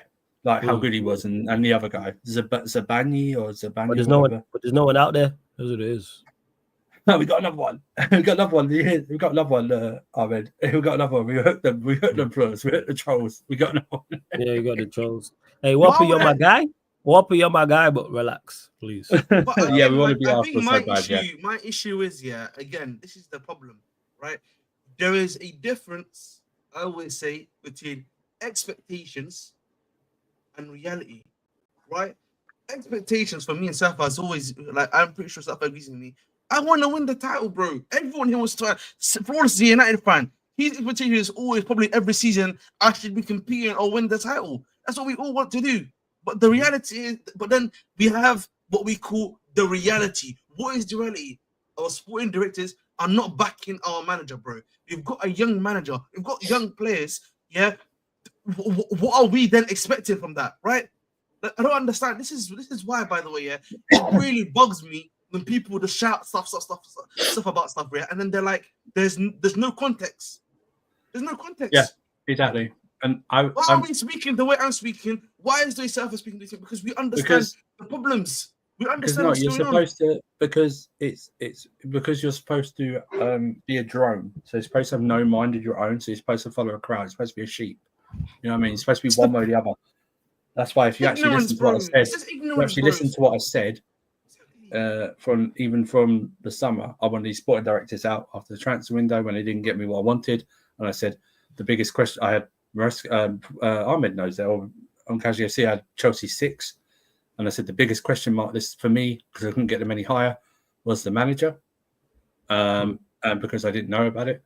But then I'll repeat again because I've said it again so many times during the stream. I'll repeat again. Because in all Chelsea fans' expectations, he actually exceeded them for most of the first half of the season, actually get us like second and 2 points from Liverpool. And now it's plateaued to what this team should be. You guys can't accept it. And then when people like myself and Ahmed are not like, like shouting and like being mad, we are deemed to be accepting of this. No, we're not accepting of this. But we use our brains to actually listen, and I want to do this because it can't be balanced, man. Comes from like an office experience or management experience. Attention to detail and active listening, which active listening is not used these days in most conversations. Most people pick up buzzwords because Flores could say, "Oh yeah, I really don't listen. I want to criticize Diallo for this," but all people hear is, "Why are you criticizing Diallo for? He's been our best player. He's been our best player." I just want to criticize for this game. Like the last game, like he had a great game against Southampton, and then the next game he wasn't that good. Do you know what I mean? Like stuff like that. Do you know what I mean? Because they'll listen for buzzwords. It's the same thing. So, Messi. Oh, Messi is crap. No, I meant for this game, not entirely his whole career or something like that. Do you know what I mean? It'd be buzzwords. It'd be buzzwords like that. But because we're not going, you wrong-uns, get out. You don't know what proper Chelsea's standards. Where are our standards? We didn't used to do this. It's like I'm not with that. For me, my problem has become is that when people say some of the stuff they're saying now, it's just genuine ignorance right now because like you're seeing what's going on right now. I don't understand. Like, listen, you probably could just do one reading or one light reading on the stuff that's going on at Chelsea, and your answers are in front of you, bro. The answers are genuinely just in front of you. Like, I just don't. For me, like it's this very we're acting like ignorant. We're acting like ignorant people now. It's ignorance, bro. At this point, like calling me an Arsenal fan, wanting to be an Arsenal fan, it's actually disrespectful to me for a guy that cooks Arsenal for fun because I'm like they don't have the mentality. So that means if I say they don't have the mentality, that means I'm expecting my own club to have the mentality to do what they have to do. I don't even get that, but I think we're trolling anyway because it don't even make no logical sense. Like in what sense? He didn't add anything to it. Like why would you want to be an Arsenal fan for what reason? No, it's just like I just think for me. Hey, what if you're still in the chat? Let us know, man. I would love to know what you meant by that comment. My issue for me is just my issue for me is just we need to look at the facts. We need to realize what the situation is, and then we should be acting accordingly. You know what I mean? Yeah. We shouldn't. It's not one platform. We can continuously continue talking about the negatives. We can continue talking about this ownership, but we can't remove them, boys. We can't contractually remove these guys. Like, why can't people understand that? We can't contractually move these people. Keeping talking about these guys for a whole decade, and then by the time that decade's ended, we could be still basically a mid-table club. Back to where we were in the 1990s. So sorry, bro. Go ahead. What points are we on? Is it 43 we're on? Yeah, something like that. 40, something like that. I'll tell you now. Give me 1 second. This is how. 43 points. 43 points. You're currently sat for 43 points. This is how weak, flimsy, and flip-flopping my own fan base is. I'm convinced if we had 2 more wins, just 2, we'd be on 49, right? I think we'd be 7 points behind Liverpool or something like that, 10 maybe. Something like that. I don't know. They're on 56 points. So if you were on 49 points, you'd be 7 off them. I'm convinced if we had 2 more wins, we wouldn't be hearing half of what we're hearing right now. That's if you were a point behind Arsenal, you wouldn't be hearing this. That's how results-based analysis is crazy. That's what it is. I'm telling you right now. Even if we'd be disappointed when out of the cup, but it'd be we're only. You'd hear this. I guarantee you'd hear this. We'd be out of the cup. We go, but we're only a few points off Liverpool. You know, they might drop points. You know, we're still in there, stuff like that. But we're not. That's what isn't. You know what I mean? Oh my God! Then can I just say, Whopper? You obviously have Whopper in between your ears because Ahmed's not like that. Yeah, Whopper a troll. He's not like a troll. He's not serious. He constantly be trolling. He does. Big up to Chatsport. I think you meant Amarim here, no Almiron. So I'm guessing. If I'm wrong, let me know. But I don't know why you'd be asking about Almiron. I just ask, has Amarim impressed at all since coming in? The only thing he's improved on is our Big 6 results. That's it. That's legit. The only thing that is improved. That's it. I think he's giving Diallo his head, right? He's giving Diallo his. I'm playing Ahmed, but it's few and far between. And Amarim's my guy, but I can't defend you. You know what I'm saying? This is why I've been critical. This is why when people criticize you, even when I believe it's over the top, I don't, because you're just out here doing foolishness. It's out here. You are in a terrible situation. I fully understand that. Amarim is in an awful situation. However, control the controllables. There's certain things that you can do better to help yourself that make you a competent, Surface saying about, if Chelsea were like 6 points better off. If we were 9 points better off with some of the games we lost, people say just at 9 points better in mind, that would only probably take us to like 7th, 8th, wherever, and it's still nowhere near where we need to be. But if people would look at that and go, all right, at least it's better. It's because it's gone worse. That's what it is, and the results is bad. And he's lucky that he won yesterday. In regards to when I say lucky, like if he hadn't, pitchforks would have been out. If you would have lost yesterday, pitchforks would have been out. Yeah, go on, Surfer. Here's the thing, managers like. We quoted Maresca earlier about focus now, at least the defeat. We can focus on Premier League and Conference League. But there's been other quotes now where he's been asked about for the rest of the season. So he said, for me, a good season is seeing the team improving game after game, go through bad moments, difficulty. It is the only way this club can compete for something important. We can now be focused on the Premier League and Conference and hopefully finish in the right way. And that's where quotes can really twist the way they're said or how they're said, or not fully quotes. Because I bet that's what he actually said, but people are taking chunks out and making it look bad. So the way it comes across like that, he sounds disappointed in those quotes that he's gone out of the cup, but he's done what we've done and accepted like things need to, he's got a young team that are going to go through bad things, but we need to focus on. We can only focus on the Premier League and the Conference League now. We need to finish strong in those. So. But you're right, Amarim's obviously more experienced than Maresca, but he's still from the same school, new school, about like sticking to 1 or 2 plans, system, picking favourite players. I told you this. What did I tell you about Amarim? That he's going to pick players that he's going to continue to pick players that people don't like. Facts. And that is also down to the fact that he's come mid-season. You were never going to you're never going to get 3 or 4 players in January. I didn't think you ever were. You could have done probably if you wanted to, but you were never going to do that. And he needs a summer to get the shit out and get his own people in and have a good pre-season and go on by there. What you need to see is this time next year, where's the improvement? Oh, definitely.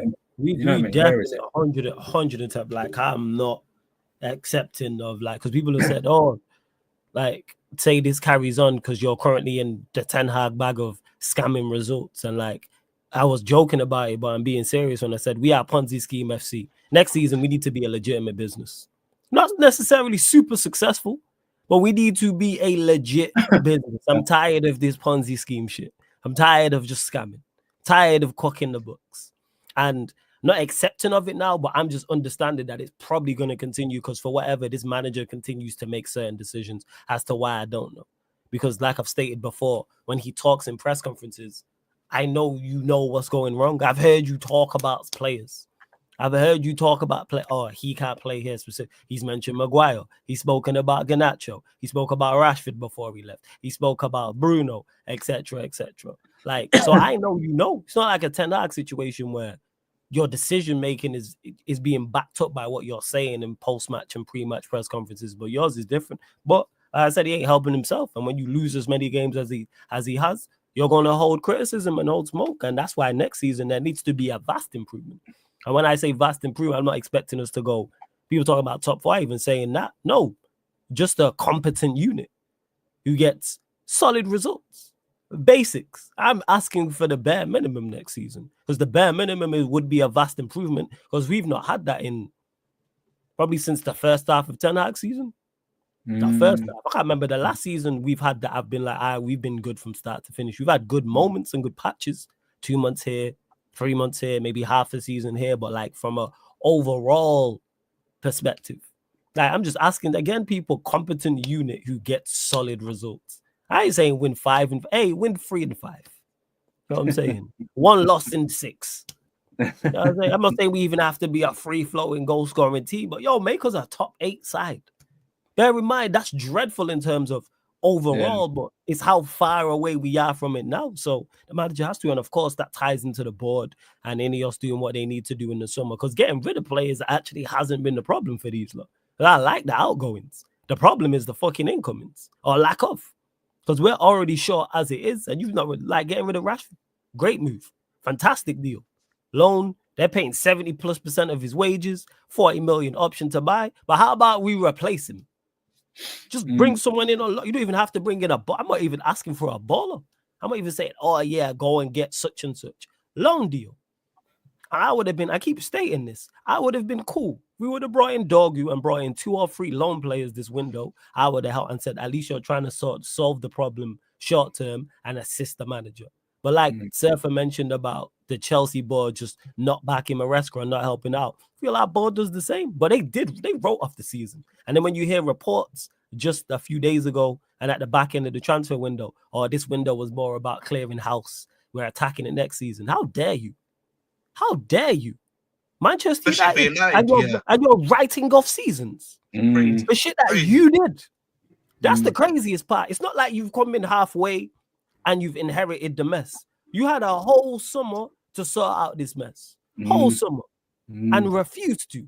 By your straight just pig-headedness and made a mistake. And rather than trying to rectify said mistake, you doubled down time after time after time. And I'm talking about Ten Hag. Time after time. And from when that happened, we had 3 international breaks. For the first time I can remember, 3 international. You had beautiful moments, platinum opportunities to sack this man and getting a manager. And that's why I don't hear, Amorim didn't want to be here, wanted to stay at Sporting. But you managed to get him when it would be worse for him. So if you were to give him the ultimatum in July or June, guess what? He would have been here. And you would have gave him more of a fighting chance. Now, maybe he would still be here making the same mistakes and making the same and doing the same foolishness. Then it's not on you. It's more so on the manager. Foolishness. Writing off seasons.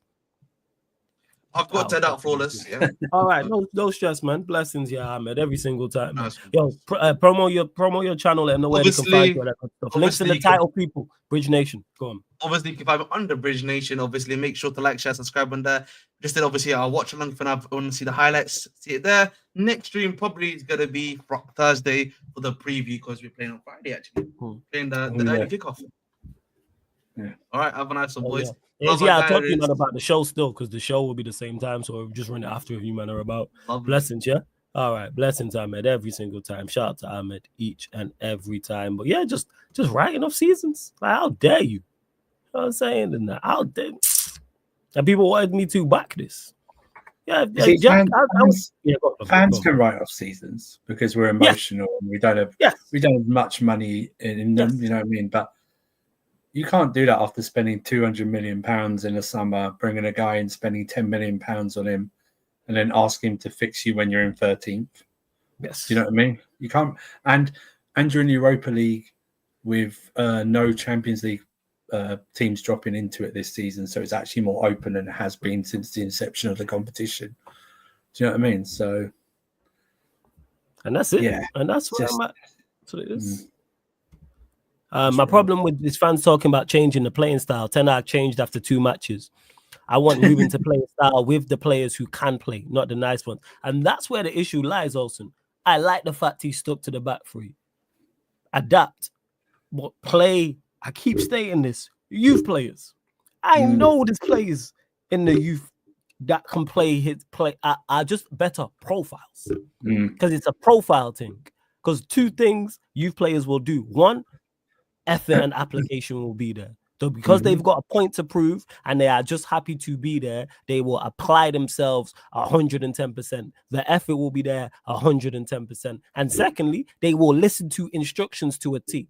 Because shout out to Faz, whether it's Double A, Saeed who's there, or Ash who's there, they'll mention things about Amarim where he's shouting at players. And you can hear it. I've heard him on watch-alongs where he's cursing out players for making the wrong decisions and he's telling players what to. You don't have to worry about that with youth players because they going to listen to you to a T because they want to be there. They've got a point to prove. There's no air of, oh, my position is secure. It's back to playing in it. So play these players. You see Cheeto? Play him. Collier.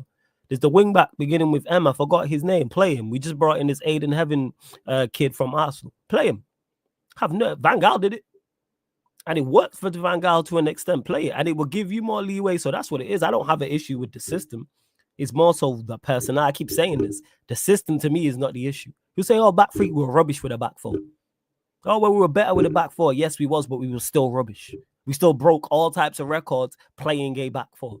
So therefore, it's not a back four or back three thing because these players are terrible. It's a personnel issue. And that's where I crash on the manager because you know what you are getting. You know what you're getting. You know what you're getting when you play Bruno and you play Dalot and you play Højlund. He used Garnacho to the best yesterday off the bench. That's Garnacho's off the bench.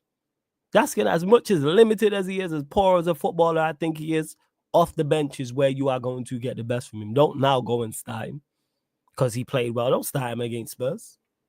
I'm saying play Maino, play Ahmad. Surely Xerxes has to get a start. Surely Xerxes has to get a start. I thought it was strange he subbed Dorgu off at half-time as well. Well, that was strange. I would have switched. It worked because Garnacho played well, but I would have just put Dorgu over that side. And then, if you want to bring on Garnacho and then put Ahmad at right wing back, because that's what I want to see, personally. I want to see that. You asked me about, someone asked me, Jack asked me about, Flawless, what do you think should be our starting 11? I personally go Bayern there. I ain't trying to see Onana.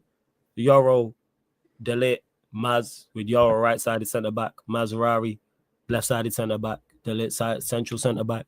I want to see Dorgu left wing-back, Ahmad right wing-back. It's never going to happen, but I want to see Casemiro next to Agate. But for some reason, he don't want to play Casemiro. Very similar to the Xerxes situation. 10s, I'd go Maino Eriksson, and then I play Xerxes up top. It's not ideal 11, but it's the best of what we have. And again, like I've stated before about certain things, just try it. Just to see how it goes. Like I said, play Cheeto. I'm saying even if you didn't want to play Eriksson and you wanted to play Xerxes in the 10 with Maino, because he did play well from that right 10, and put Cheeto up top. Cool. I have no issues with that. I'm just tired of certain players. And that's what really just grinds my gears. And if you carry on, you're going to continue to get bad results and you're just increasing the pressure on yourself. Like, do I think he gets sacked? No, we'd have to get relegated to be sacked, which I don't think we will. Fans are not happy. Some fans are, let me scratch this. Some fans have heavy doubt. Some fans are Amarim doubt. Some fans have heavy doubt. Word to Surfing when he said this about Maresca, and I've been using the line is, if you're Amarim out now, you was never Amarim in to begin with, which is cool. Which is cool. Because these same people gave Ten Hag 2 years. Or Ten Hag 3 years, or Ten Hag in a year and a half after spending money. And that's where it is. Because once the money gets spent, and when I say the money gets spent, I'm talking, let's say United spent 100 million in the summer, 150 million, and bring in 4 players. Just use that as an example. I'm expecting improvement. That's when now I will be much more harsh with, not even harsh, looking for more. I already know what I'm getting. I'm just asking just for the bare minimum. But once in the summer, I'm asking for more than the bare minimum.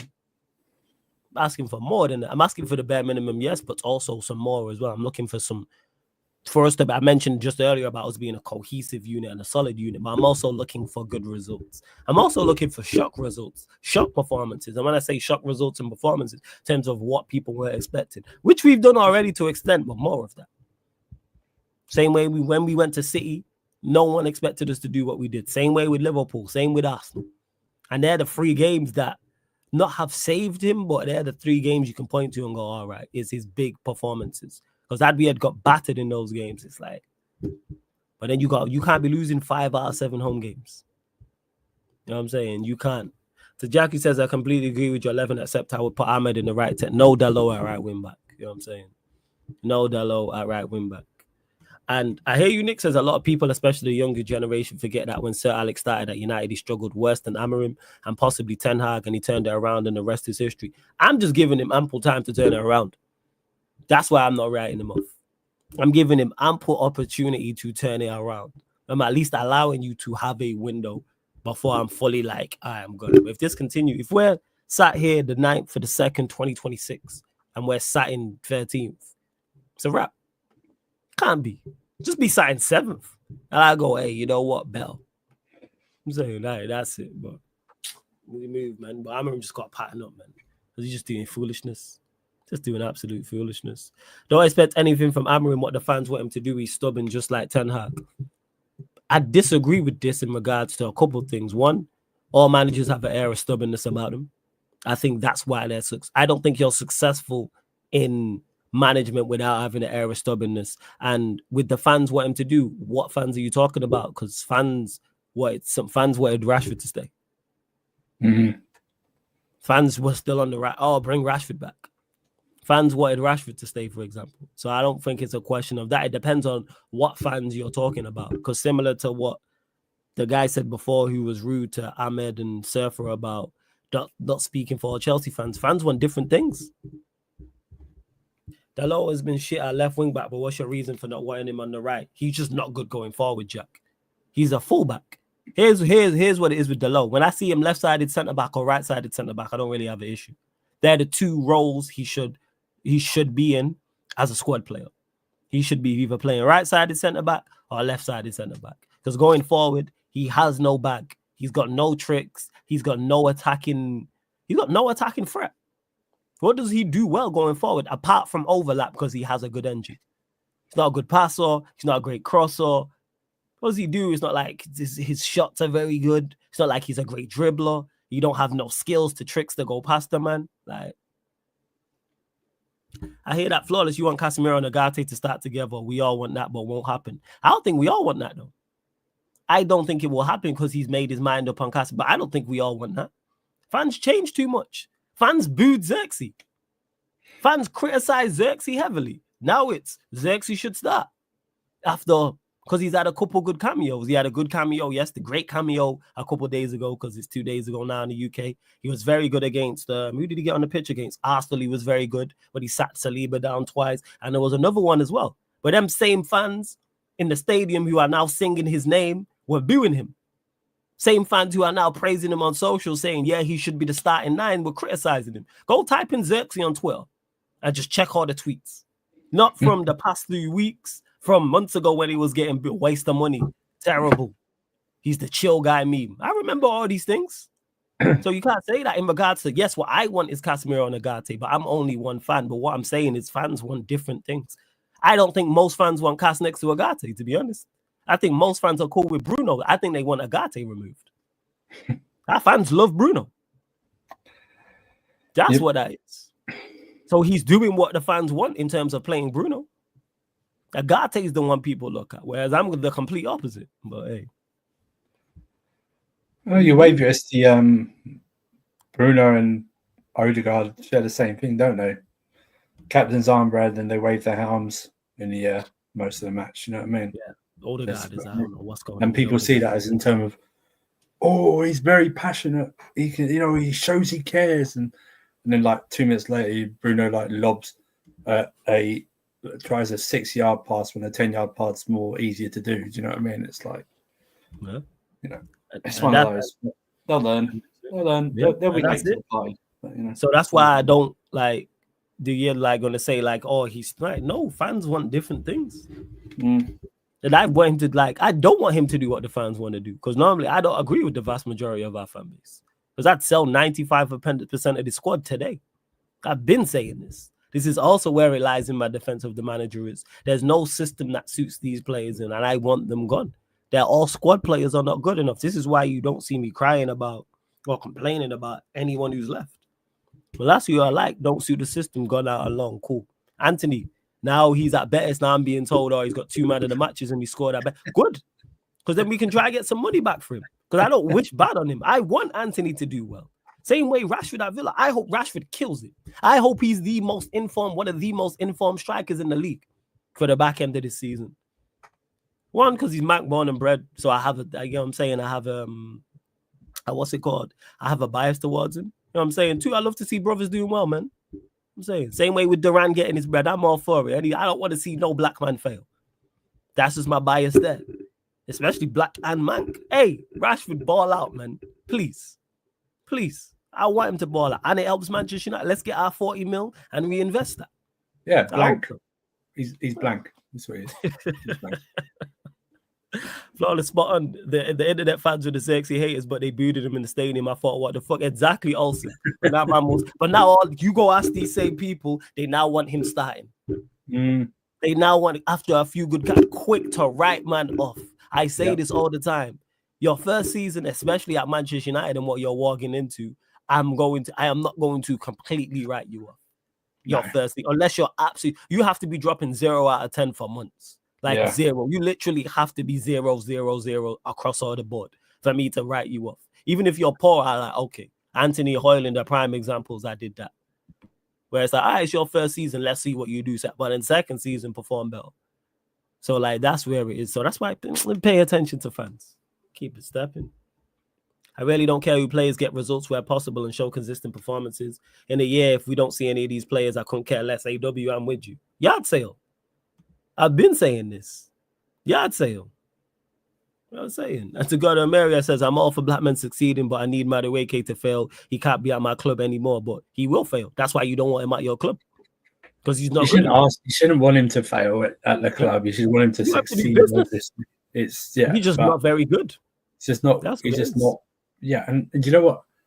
I almost feel harsh. Like taking him out because in this day and age, I'm probably even going to say that he was only 30 million. You know what I mean? It wasn't like we paid like 60, 70 million for him. Do you know what I mean? It's like, so I don't crash it on Jackson that much because Jackson was like 32 million, and it's like he never went to a bloody academy. He was, you know what I mean? He's probably like 3 years behind in his development. So, no, I think you could use these type of players better, and we'll get on Maresca, and I'll say there's some things he needs to change about the players. They need to be used differently. You know, inside forward instead of winger. You know what I mean? Right back instead of centre back, or vice versa, something like that. Defensive midfielder. You know, and that's the same. Like Amarin could use the players a bit different. You know, Kobe Mainoo doesn't suit a pivot role in a wing back system, so you got to play him as a. And he's finally figured out to play him in the 8-10. You know, see how he goes. Finally figured out playing him in the 10 because he played him in the 10 yesterday. Yeah. Finally. You want him at Liverpool's here? No, he's not a good player. I think he's a good squad player. Good squad player, very serviceable squad player. Now, if we'd actually followed through and bought Elise in the summer and then had Madueke as his replacement, then I'd be fine. Do you know what I mean? Like as a squad player coming on replacing Elise, no problem. But yeah, it's just and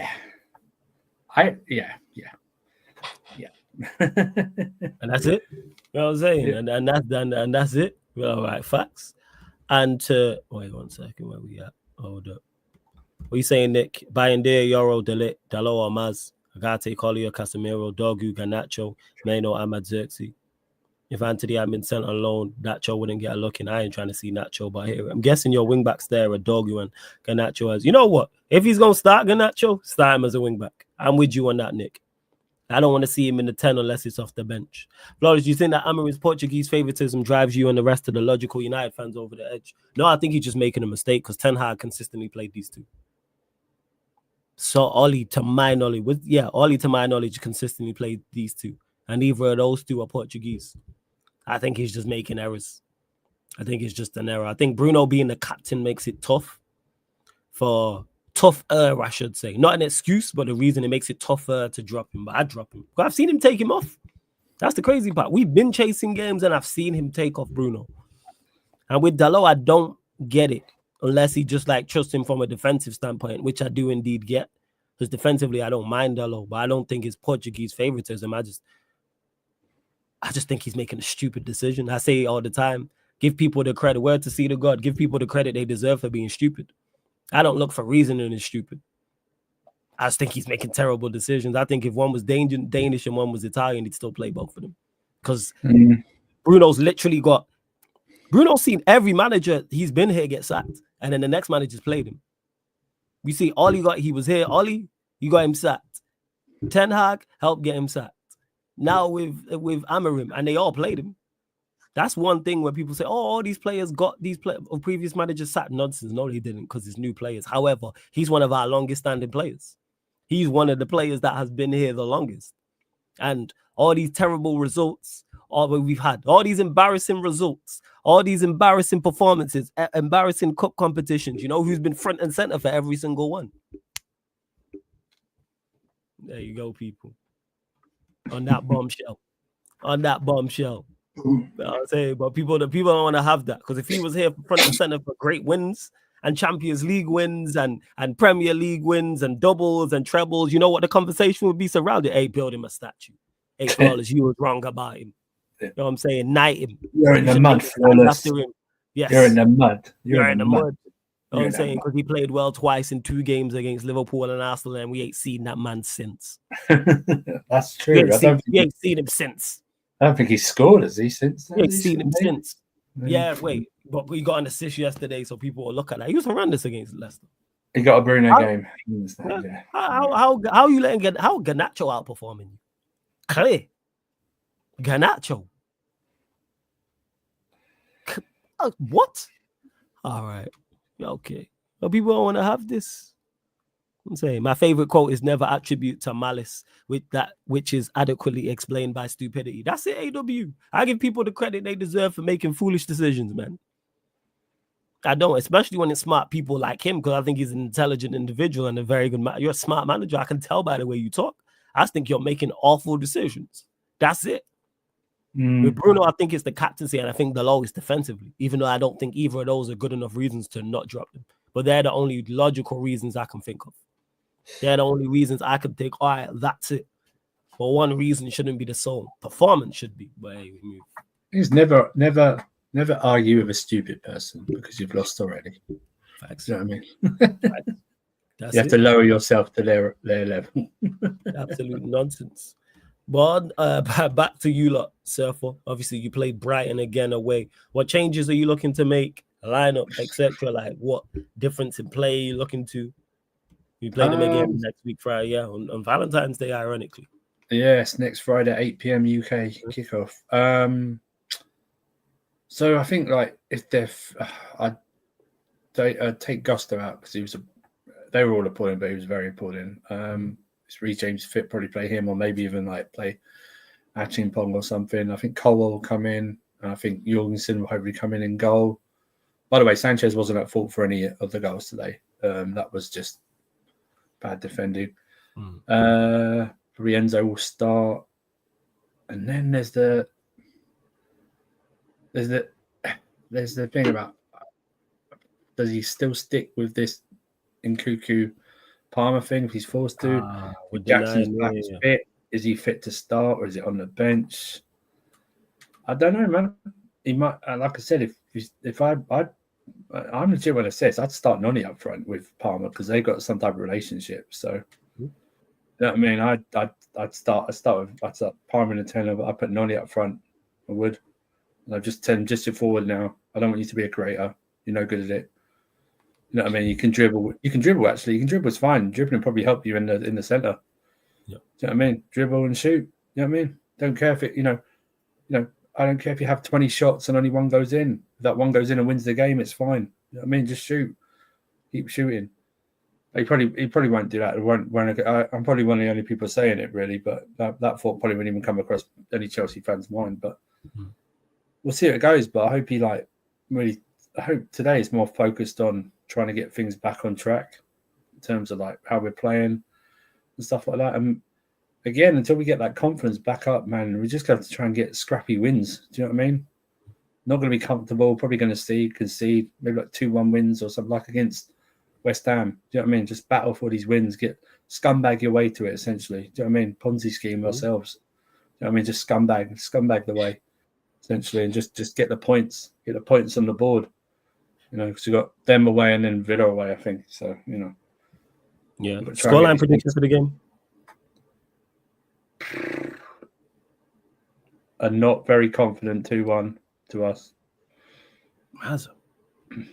Fairs. Be an important win for you lot as well in your race for top 4. I bet the only thing, can I just say, the only thing I know you liked about your game yesterday was that it was on Friday. It was the only thing you liked about the game yesterday. Yes. So you had the rest of the weekend now clear, and you went through, obviously, that's the second thing. So you have to like complain about you going out or anything like that. You're through. That'd be my thing on Friday. If we win on Friday, I don't really care about what happens at the weekend. And yeah, you can just chill out and watch. Chill out. Watch everyone play. Watch everyone else's stress. No, I hear that.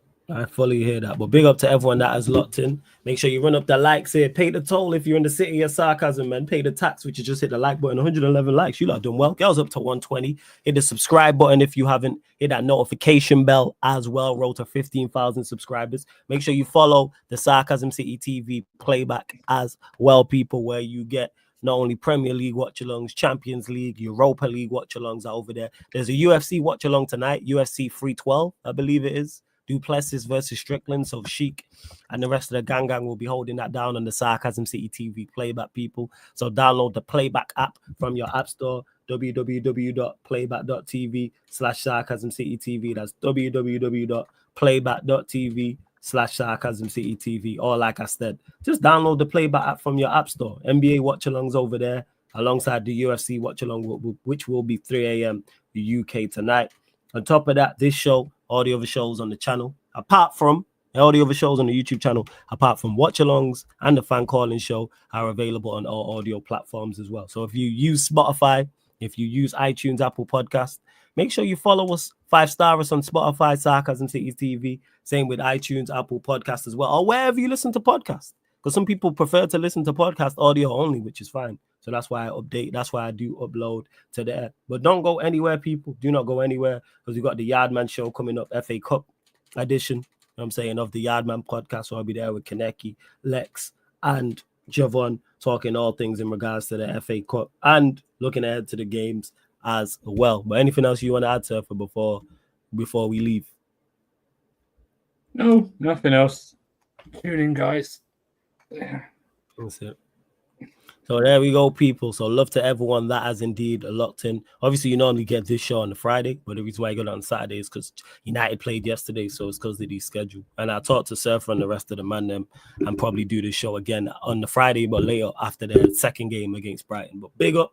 Love to everyone that's locked in. Make sure you hit the like button on here when you leave. And as soon as you get over to the Yardman show, because it's going to redirect and send you lot over there, what I need you lot to do is hit the like button on that video and get your questions in as well. It's going to be a good one. But this has been, people, the Manchester United Chelsea podcast. The Man United podcast meets the Ballers at the Bridge podcast on the Sarcasm City TV YouTube. Thank you very much for tuning in, and literally see you lot in 2 minutes. Salute.